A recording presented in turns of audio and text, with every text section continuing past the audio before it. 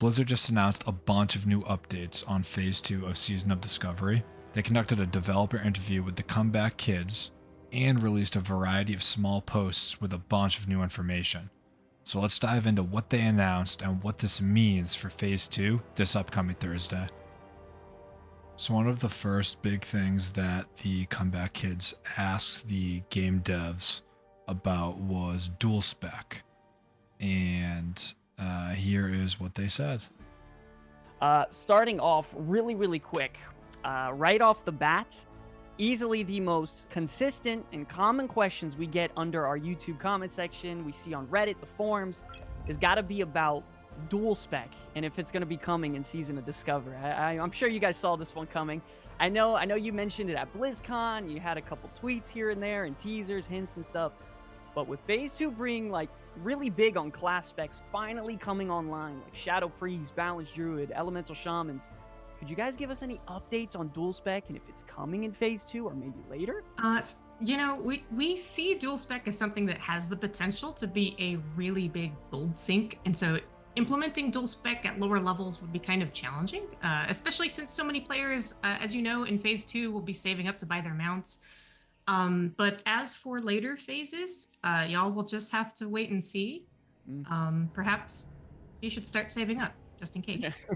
Awesome. Okay. All right. That's fair. So the devs just 100% confirmed that dual spec will be coming in Season of Discovery, but we're going to have to wait till later phases due to their concern about it being such a big gold sink that at low levels it will be more of a hindrance than anything. So that's some really great news, because dual spec is such a huge thing in WoW, and I think it was just such a huge quality of life improvement when they finally did add it into the game. And I can tell you from, my personal experience, especially in Season of Discovery, I have respect on my rogue thousands of times already, between jumping back and forth between PvE and PvP. So this is some really great news. The second thing that the Comeback Kids asked the game developers about were immunities and resistances in Gnomeragan.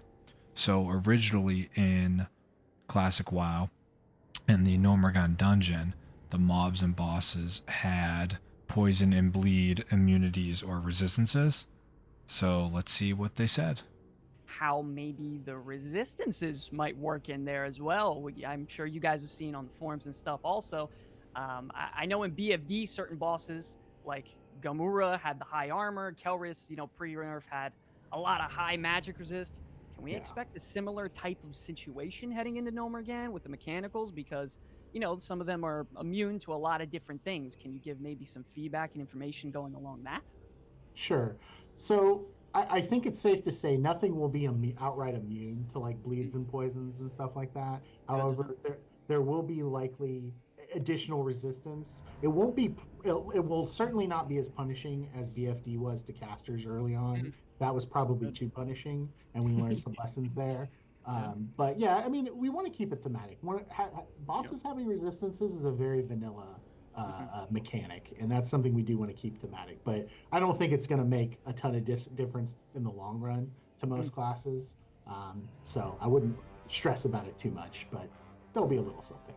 Yeah, no, that's good news. A lot of people were really concerned about some of their specs and stuff. Heading into Gnomeragan, especially warriors and rogues. So obviously with this information, this is a massive change going into Phase 2. Warriors, rogues, and druids are not going to be completely irrelevant.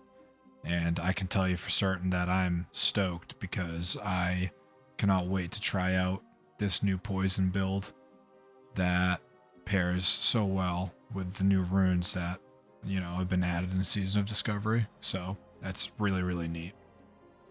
The third thing that the Comeback Kids got to ask the developers about were some Scarlet Monastery changes. So I know myself, I've been extremely curious about Scarlet Monastery based off of the tease that the devs gave at BlizzCon at the end of their Season of Discovery presentation. They basically we're teasing maybe a possible Scarlet Monastery raid or some sort of change to the wings. So let's see what the devs said. Expect any changes to any of the SM wings in Phase 2? Will they all be open? Could we consider them? I know we saw them like accidentally leaked at BlizzCon that it might be a raid in the future. Is anything going to change there? No changes to Scarlet Monastery. You can expect it to behave how you'd expect to. It's 5-player dungeons. A lot of those images, just to kind of touch on that, a lot of those images at BlizzCon that we accidentally included in our slides, sort of, I've answered this a few times, and I usually say that they represent aspirations and things and potential ideas more than fully formed thoughts or like a roadmap of stuff we've committed to. We want to keep the surprises coming and keep the actual roadmap of what specific content we plan to tackle a mystery as long as possible.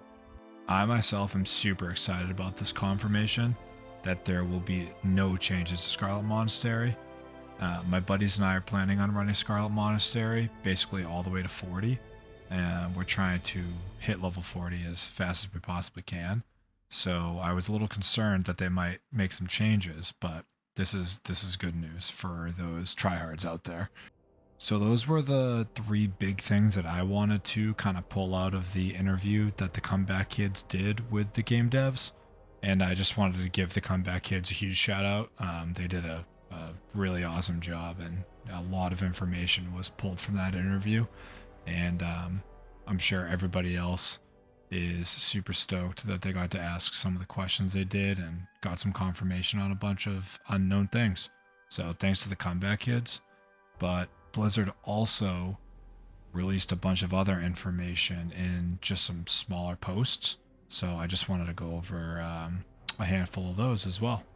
The first one that I wanted to talk about was the new PvP Trinkets.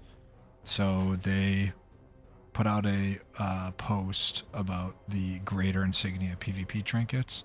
So in Phase 2, once you reach rank 5, you will be able to purchase the Greater Insignia of the Horde and of the Alliance. And it looks like it's going to cost roughly 1 gold and 20 silver. And it is going to be available at the PvP vendors once you reach rank 5. So that's really cool. Blizzard also announced that they are going to be making a change to the Black Fathom Deep's Void Trinket. It's now going to be available to purchase if you want to use another version of it. So for example, if you're a spellcaster and you opted for the healing trinket, you could get rid of the healing trinket and go and buy the spell damage trinket as an alternative, but with a catch. So you have to have completed that quest, obviously, and then the new trinket that you buy is going to be 75 gold.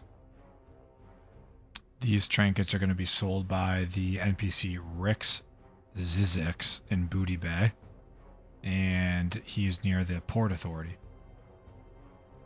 Another update that Blizzard posted about Phase 2 is mount prices. So obviously in Phase 2, you're going to be able to level up to level 40. With level 40 in Classic WoW comes your first mount that is usable anywhere on Azeroth. And it's obviously 60% speed. But Blizzard actually increased the amount that these are going to cost in Phase 2. So, as you can see here on Wowhead, in Season of Mastery, Blizzard actually reduced the cost of the mount itself and the training cost by 50%. But in Phase 2 of Season of Discovery, they actually ended up doubling the cost.